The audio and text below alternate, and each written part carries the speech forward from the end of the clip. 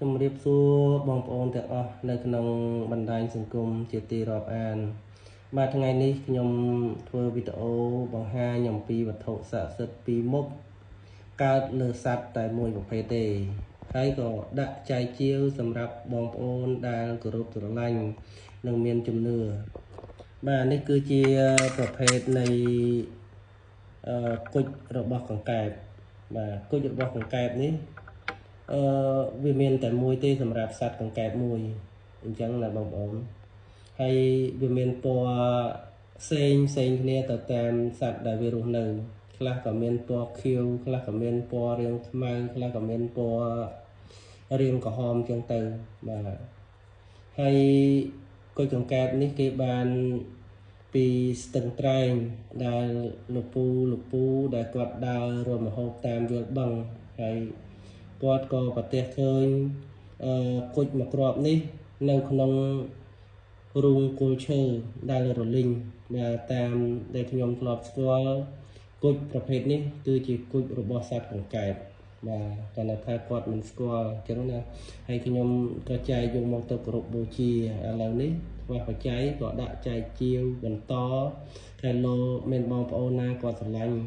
គាត់មានជំនឿលើគុជកង្កែបនេះអានេះវាដុះនៅចុងច្រមុះណាបងប្អូនគឺកង្កែបវាមានច្រមុះវាមាត់វាណាលើចុងច្រមុះខាងមុខហ្នឹងអញ្ចឹងគុជកង្កែបនេះវាមានត្រង់វាមានអក្សរស៊ីខ្លះដុះវែងទៅជាជុំកន្លងក៏មានដែរអញ្ចឹងគុជកង្កែបនេះបាទហើយមួយទៀតនេះក៏ជាប្រភេទនៃស្នែងរបស់កង្កែបតែបើនិយាយពីស្នែងកង្កែបគឺមានស្នែងមកគូបាទ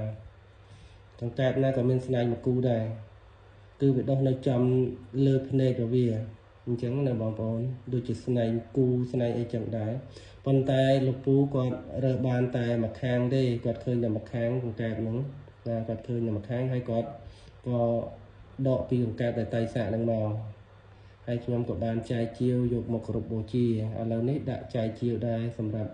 បងប្អូនដែលមានជំនឿលើស្នែងកង្កែបនេះអញ្ចឹងបើសិនជាបងប្អូនមើលទៅស្រឡាញ់អង្គមួយណាគុជកង្កែបឬក៏ស្នែងកង្កែបនេះតាក់ទងតាមលេខទូរស័ព្ទដែលខ្ញុំដាក់នៅខាងក្រោមវីដេអូនេះ